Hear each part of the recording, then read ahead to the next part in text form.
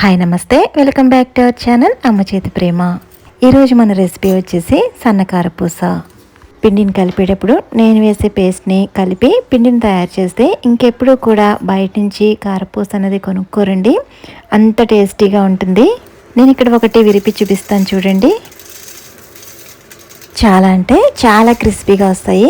అస్సలు నూనె పీల్చకుండా మనం బయట కొన్న సేవ్ ఉంటుంది కదా, సేమ్ దానికంటే కూడా ఎంతో రుచిగా ఉంటాయి. పిల్లలు కూడా చాలా ఇష్టంగా తింటారు.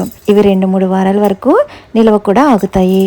మరైతే వీడియో స్కిప్ చేయకుండా చివరి వరకు చూడండి. ఇంక వీడియోలోకి వెళ్ళిపోదాం. నేను ఇక్కడ ఈ రెసిపీ చేయడానికి ఇక్కడ చూపిస్తున్నట్టు ఈ గ్లాస్ కొలత తీసుకున్నానండి. మీరు ఇంట్లో ఉండే గ్లాస్ కానీ లేదా కప్పు కానీ కొలతగా తీసుకుని చేసుకోండి. ఇప్పుడైతే మనం తీసుకునే ఈ గ్లాస్తో 2 గ్లాసుల వరకు శనగపిండిని తీసుకోవాలి. ఇలా తీసుకున్న తర్వాత ఈ శనగపిండిని అయితే ఇక్కడ చూపిస్తున్నట్టు కంపల్సరీ జల్లించుకోవాలి. ఇందులో ఉండే లమ్స్ అన్ని ఇలా స్మాష్ చేసుకుంటూ దీన్ని అయితే ఈ విధంగా మనం జల్లించుకోవాలన్నమాట. చూడండి, ఇలా పూర్తిగా జల్లించగా రవ్వ లాంటిది ఏదైనా మిగిలితే కనుక దీన్ని ఇంకా పక్కకు తీసేసుకుందాం. ఇప్పుడు ఇదే జల్లెడిని దీంట్లో పెట్టుకుని ఇప్పుడు దీనిలోకి మనం తీసుకున్న గ్లాస్తోనే 2 గ్లాసుల వరకు పొడి బియ్యపిండిని వేసుకోవాలి. మామూలుగా కారపూస చేసేటప్పుడు శనగపిండి ఎక్కువ వేసి బియ్యపిండి తక్కువ వేస్తారు, కానీ నేను చేసే ఈ పద్ధతిలో 2 కూడా ఈక్వల్ క్వాంటిటీలో తీసుకుంటే కనుక మనకి కారపూస అనేది మరింత క్రిస్పీగా వస్తుందన్నమాట.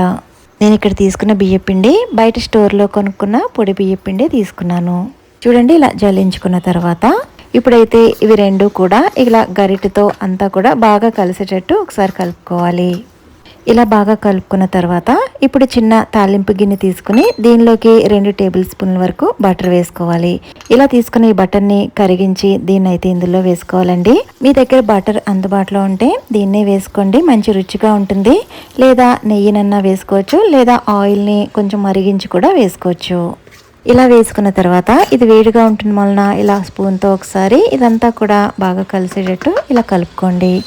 ఇది కొంచెం వేడి తగ్గాక ఇప్పుడైతే చేత్తో ఇదంతా కూడా పిండికి బాగా పట్టేటట్లు ఇక్కడ చూపిస్తున్నట్టు బాగా రబ్ చేస్తూ ఈ విధంగా మనకి బాగా కలుపుకోవాలన్నమాట.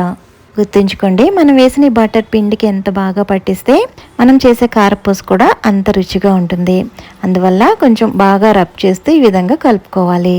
ఇలా బాగా కలిపిన తర్వాత ఇలా ముద్ద చేసి చూస్తే ఇలా ఉండ కింద ఫామ్ అయితే మనం వేసిన బటర్ కరెక్ట్గా సరిపోయినట్టు. ఇన్ కేస్ మీకు ఇలా ఫామ్ అవ్వకపోతే ఇంకొంచెం బటర్ కానీ నెయ్యి కానీ యాడ్ చేసుకోండి.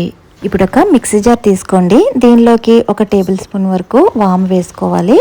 అలాగే మరో టేబుల్ స్పూన్ వరకు కళ్ళుప్పు ఉంటుంది కదా, అదైతే వేసుకోవాలి.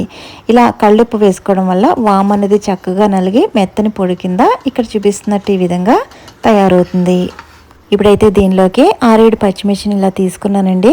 మీ రుచికి తగ్గట్టు మీరు తినే కారానికి తగ్గట్టు పచ్చిమిర్చిని కొంచెం ఎక్కువ కూడా వేసుకోవచ్చు. అలాగే 1 ఇంచ్ అల్లం ముక్కను కూడా ఇలా చిన్న ముక్కలుగా కట్ చేసి ఇదే మిక్సీ జార్లో వేసుకోవాలి. ఇలా వేసుకున్న తర్వాత ఇదంతా కూడా మెత్తని పేస్ట్ కింద ఇక్కడ చూపిస్తున్నట్టు మిక్సీ పట్టుకోవాలి. ఇలా మిక్సీ పట్టుకున్న దీన్నైతే ఇక్కడ చూపిస్తున్నట్టు వడగట్టుకోవాలండి.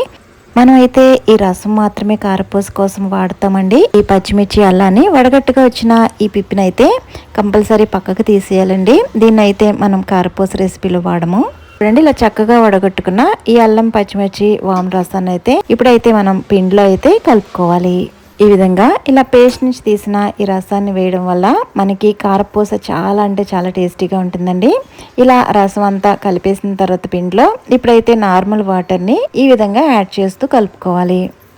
మనం యాడ్ చేసే ఈ వాటర్ అనేది వేడి నీళ్ళు అవసరం లేదండి. మామూలుగా రూమ్ టెంపరేచర్లో ఉన్న వాటర్ని నేను ఇక్కడ యాడ్ చేస్తున్నాను.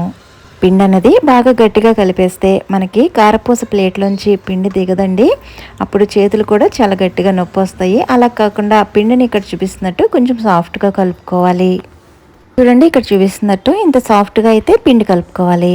ఇప్పుడు దీనిలోంచి కొంచెం పిండిని ఇలా పక్కకు తీసేసుకుందాము. ఇలా మిగిలిన పిండిని గాలికి ఆరిపోకుండా ఒక తడి క్లాత్ని పిండేసి ఈ విధంగా ఇదంతా కవర్ అయ్యేటట్లు చేసుకోవాలి. ఇలా పక్కనుంచుకునే ఈ పిండిని అయితే ఇక్కడ చూపిస్తున్నట్టు ఈ షేప్ వచ్చేటట్లు కొంచెం సన్నగా ఇలా చేసుకుని రెడీగా పక్కనుంచుకుందాం.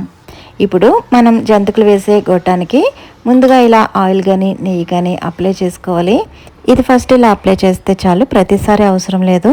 ఇప్పుడైతే మనం కలిపి పెట్టుకున్న ఈ పిండిని అయితే దీంట్లో వేసుకోవాలి.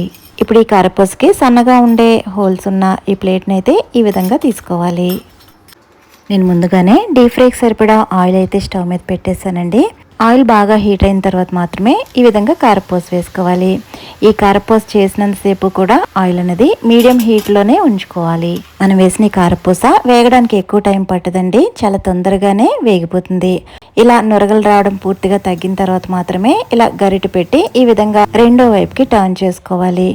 రెండో వైపు కూడా ఒక అర నిమిషం కంటే ముందుగానే ఈ విధంగా కారపూస అయితే మనకు రెడీ అయిపోతుంది.